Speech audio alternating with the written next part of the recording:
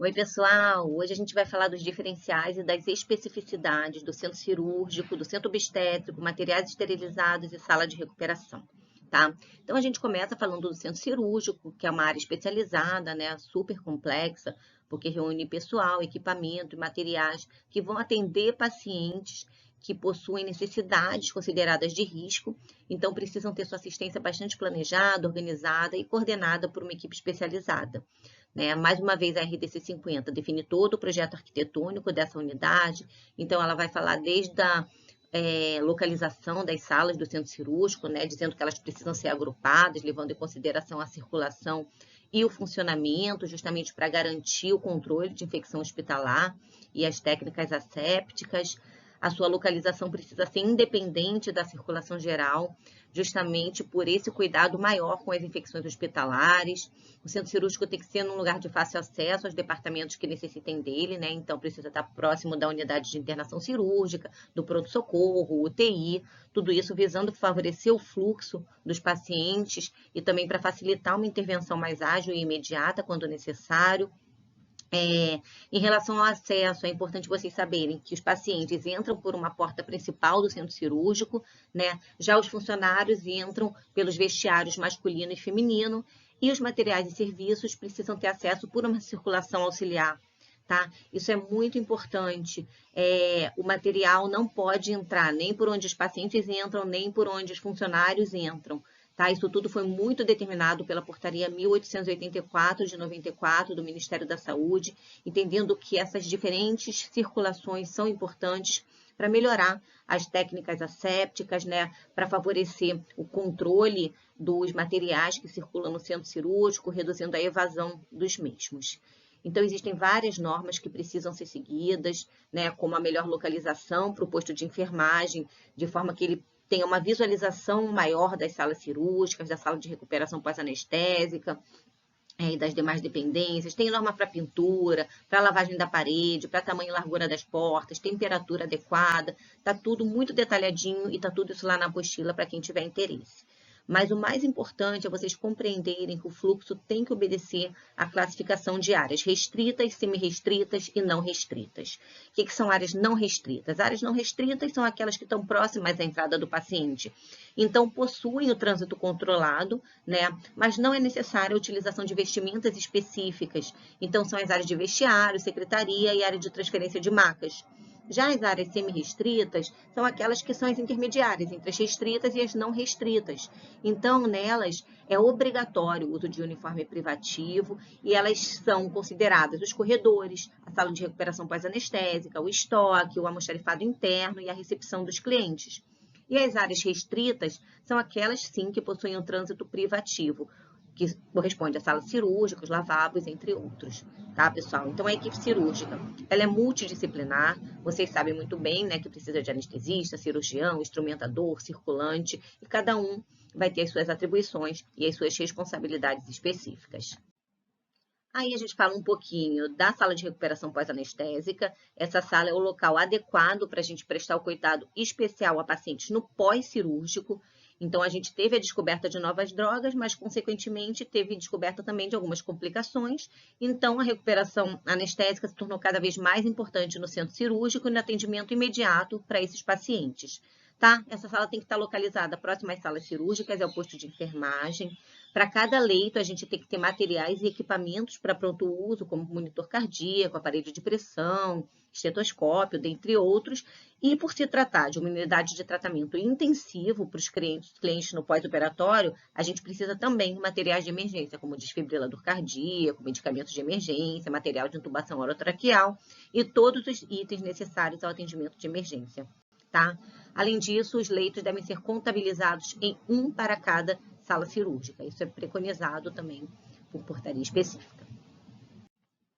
Em relação aos CME, que são os centros de material esterilizados, para vocês entenderem, vocês primeiro têm que entender que muitos artigos médico-hospitalares não são descartáveis, então a gente precisa fazer com que eles passem por um processo adequado de esterilização para que possa ser utilizado por outros pacientes, eliminando o risco de contaminação e atendendo todas as exigências da CCIH, que é a Comissão de Infecção Hospitalar, que é um órgão obrigatório dentro das unidades hospitalares.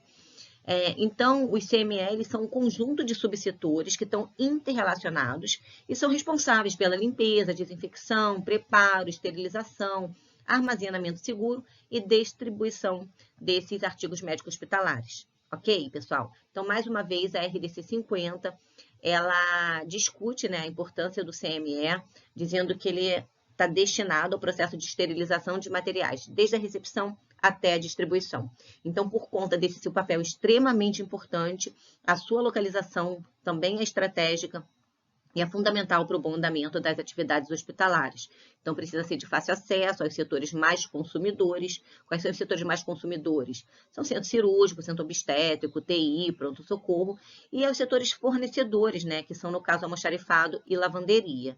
Então, o objetivo é justamente favorecer o fluxo unidirecional desses artigos que serão processados para estabelecer um padrão de segurança e de qualidade dos processos realizados. Os centro-obstétricos são as unidades de atendimento ao parto vaginal ou cesariano, né, oferecem assistência à saúde para a gestante, para o seu acompanhante também, né, de acordo com o que é preconizado na Política Nacional de Imunização e na Política Nacional de Saúde da Mulher. Também tem equipe multiprofissional, composta por profissionais especialistas, capacitados para desenvolverem as ações assistenciais de forma segura e de forma integral, tanto ao parturiente quanto ao recém-nascido, né, sempre baseada nos princípios éticos de humanização. Os processos de trabalho desse setor, é importante a gente entender que vai desde o primeiro atendimento ao recém-nascido, que precisa acontecer dentro do centro cirúrgico, ou seja, a criança precisa permanecer com a mãe na sala de recuperação obstétrica para iniciar o incentivo ao aleitamento materno o mais precocemente possível. Esse centro precisa estar localizado próximo, né, ou de fácil acesso à UTI adulto e à UTI neonatal, quando a instituição contar com essa UTI neonatal, e precisa apresentar as mesmas características de estrutura física de um centro cirúrgico, mas, né, com todos os equipamentos específicos para a assistência que se propõe a fazer. E para a gente fechar essa aula, a gente vai falar um pouquinho, né, sobre a organização do processo assistencial nos centros cirúrgicos, e para isso vocês precisam entender basicamente duas coisas. Primeiro, que a gente tem diferentes tipos de cirurgias dentro de um mesmo centro cirúrgico. Então, a gente tem cirurgias eletivas, cirurgias de urgência e cirurgias de emergência.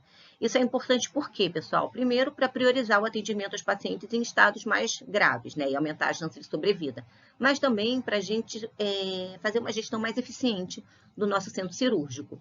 As cirurgias eletivas são aquelas que a gente pode planejar com calma, então não existe uma urgência na sua realização, ela pode ser agendada com antecedência e até mesmo adiada no prazo de 1 ano, então a gente tem uma flexibilidade maior para esse agendamento e para essa gestão, mas além disso a gente tem as cirurgias de urgência e de emergência. A de urgência é aquela que é realizada em pacientes em situações que podem se agravar rapidamente, né? Então, o procedimento pode esperar no máximo entre 24 e 48 horas, quando as condições de saúde do paciente não comprometerem, né, de forma imediata a sua vida e nem oferecerem danos irreversíveis, diferente das cirurgias de emergência, que aí sim são aquelas que a gente vai estar lidando com uma ameaça aguda à vida do paciente, pode envolver os órgãos, os membros ou tecidos, enfim, pode causar danos irreversíveis ao corpo do indivíduo, daí a necessidade da gente agir de forma imediata, tá? Então, assim, a gente consegue gerenciar melhor os nossos leitos, né, nos centros cirúrgicos, nossas salas, na verdade, né, do centro cirúrgico. E, por fim, é importante entender também que o paciente do centro cirúrgico se submete a 3 fases, que são reconhecidas como fase pré-operatória, transoperatória e pós-operatória. A pré-operatória, ela vai desde a admissão do paciente no hospital até a admissão do paciente no centro cirúrgico. A transoperatória é aquela que ocorre dentro da sala de operação. E a pós-operatória é que vai do final do procedimento cirúrgico até a alta do paciente. Tá? Então, pessoal, é importante a gente entender como é que funciona esse fluxo, né, essa organização no centro cirúrgico, para a gente administrar da melhor forma possível e evitar a ociosidade, como costuma acontecer bastante, né, nas unidades que a gente vivencia. Foi ótimo estar aqui com vocês hoje, espero que tenham gostado e até a próxima.